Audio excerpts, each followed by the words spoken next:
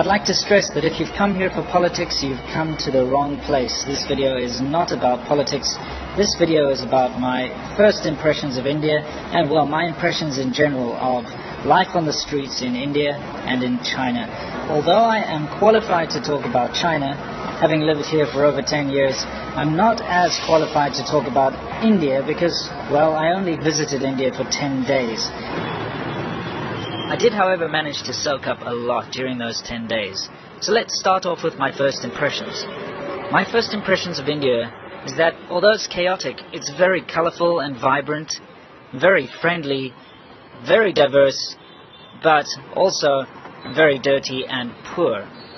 My first impressions of China when I first arrived was, although it also shares a lot of similarities with India, being chaotic and vibrant, it was a lot more modern, I felt, and lacking in diversity. In other words, people are very much the same and very, very, very money driven.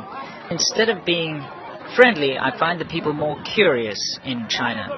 First of all, let's talk about some of the differences that a traveler will experience when traveling to India versus China. And I may as well start with the language, since in India almost everybody could understand English and speak a little bit of it, even the taxi drivers or tuk-tuk drivers, etc. And this made a huge difference, and of course is very helpful for anyone coming from an English-speaking country. Whereas here in China, I'd say 99.9% of taxi drivers can't speak English. Most people can't speak English. And if somebody approaches you speaking English, especially in a tourist area, it's probably because they're trying to scam you. The next thing I'm going to talk about is tap water. You cannot drink tap water in either China or India. I've been told it's a bit more extreme in India. In fact, I was warned to not brush my teeth with tap water or take a shower with my mouth open, which seemed a little bit extreme to me. But I'm quite used to the whole having to drink bottled water thing living in China, since if you drink tap water, you will get sick in some or other fashion. Next, internet. Now, surprisingly, internet is very difficult to get in India. Now, I know internet in China is actually very easy to find. You can find free Wi-Fi in almost any coffee shop or even any restaurant.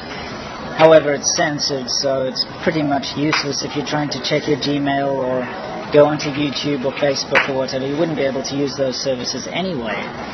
But in India, I found it very, very difficult. There was no free Wi-Fi. I had to pay for internet if I wanted to use it. And for instance, at my hotel, I had to get special vouchers every day with special passwords in order to use the internet. So the internet, I found, even in the big airports, was very, very difficult. I had to produce my passport, and I had to get a special code which only lasted for a short amount of time. So access to the internet in India is surprisingly a lot more difficult than it is in China. Now, there's a very interesting habit that most Indian people have, which I had not seen outside of India, and that is a head-shaking thing that they do when they are nodding in agreement. But it's not the nod that we're used to in the West, you know, sort of yes nod. They do a left and right thing. I can't do it. You'll just have to see it. In fact, I probably have a little clip over here of someone doing it. Now, this just means yes. And I was very confused at first, because I tried to order something at a restaurant and I said, I would like 2 fried eggs, and the waiter did this, and I thought he meant no. So I said, okay, how about some chicken or whatever else was on the menu, and he did it again. So I honestly thought that he kept saying no, and I was getting quite frustrated.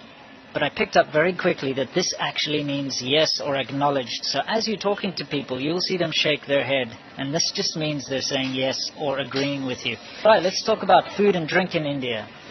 First of all, religion plays a huge role in the different kinds of food and drinks that you can get. For instance, there are a lot of vegetarian restaurants in India due to the religion. In China, of course, vegetarianism isn't really a thing. It's very rare. So everywhere you go, you'll find meat, and you'll find pork, you'll find beef, you'll find every kind of meat, chicken, whatever, because there's no religious taboos on eating any kind of meat. But in India, you can't eat cows, obviously, and some religions require you to be vegetarian. So you will see a lot of veg only written on restaurants, and I suppose it's actually quite delightful for anyone who is a vegetarian. I was very surprised to find out that the Indian food that I'm accustomed to eating, or was accustomed to eating, back in the West is very different to the Indian food you actually find in India. Right, let's talk about drinking culture in India versus drinking culture in China. Now, first of all, those who've watched my videos before are probably quite aware that drinking is a very big part of Chinese culture. And not only amongst families during big celebrations, but business deals are concluded usually over a lot of drinking, usually drinking hard alcohol like baijiu. And it's rather juvenile, to be honest. There's a lot of trying to prove who can be the strongest by drinking the most, but that is the Chinese drinking culture. Now, unlike in China where religion is non-existent, because, well, it was banned in the past, and although you're allowed to practice religion if you like these days, nobody really does because, of course, all the religion's been lost. India is an incredibly religious place. You walk around in the streets and you'll see people in all sorts of different religious garb, people practicing various different religions. You'll see a Muslim school right next to a Christian church, right next to a Buddhist temple. It's really interesting, and I must say quite fascinating to see all the different kinds of religions all working together, or all living together, I should say. Now, due to the fact that religion is an incredibly big and strong part of Indian culture, drinking is very frowned upon. And I suppose most religions actually don't approve of drinking, and so it's very difficult to find a drink. Probably the most interesting part of my trip to India was the adventure that I had trying to find a drink. Now, there were signs posted all over my hotel room saying, no alcohol allowed on premises. There were no restaurants that would allow me to drink inside. So I was walking around trying to figure out where a person can find a drink. And I noticed every once in a while sort of an inebriated scoundrel stumbling out or being thrown out of these really dark, dingy-looking little bars. And they were sort of hidden away on back streets. They weren't that easy to see.